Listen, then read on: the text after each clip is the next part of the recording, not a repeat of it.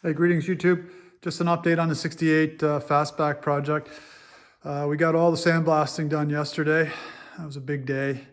So the car stripped down the bare metal on the underside, inside, and out, along with both doors and rear deck lid. Did not get to the front fenders, however. But nonetheless, we had a good day, and a couple things just wanted to talk to you about. The sheet metal, I didn't want to take any chances with the open sheet metal. So what I mean by open sheet metal, any large flat areas, including the roof, rear quarters. I did all those by hand with a DA sander, along with the outer door skins and outside of the rear deck lid. Anything, the inside, the undercarriage, engine compartment, rear trunk area, excluding the fenders, was done with a sandblaster. And I just didn't want to take any chance of warping any of that metal. So for those of you who aren't familiar with sandblasting, you can warp sheet metal if you're not careful. There's tricks, angle, distance, air pressure, but again, taking a risk. So it was my choice. Got everything torn, stripped down, and this was all predominantly new metal. And I've had people ask me, why do I do that? Why would I take brand new sheet metal and sandblast it down to bare metal? And the simple answer is, all of those body parts are mass produced. And for the most part, the E-coatings and weld-through primers that they put on this metal are decent as far as adhesion, but I can tell you some E-coating comes off a lot easier than others. And one of my door skins, I actually had a quarter size area of rust underneath the E-coating, which you would have never have known. So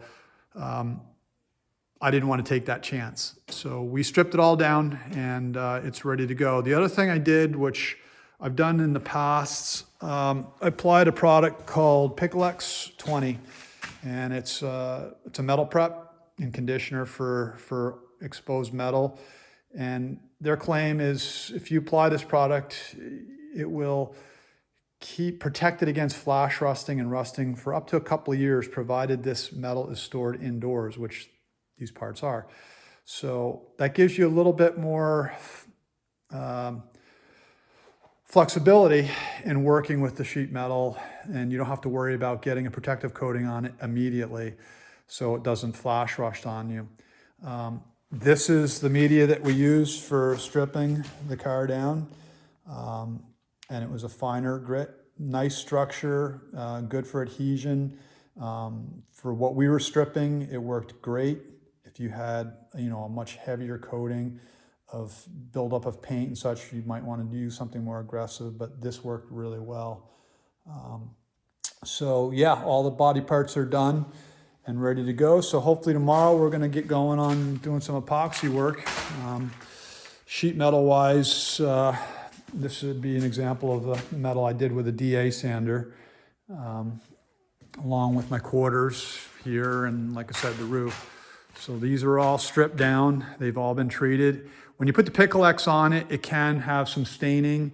That's normal, and it turns a kind of a duller gray, if you will. When I DA'd this was very bright before. When you put the Picklex on, it puts a kind of a dull gray to it.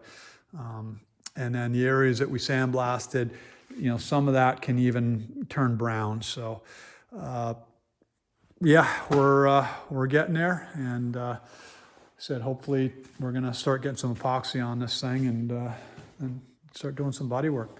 Anyway, have any question, guys? By all means, and comments, please leave them. All right, hopefully everyone's well. Thank you, guys. Bye.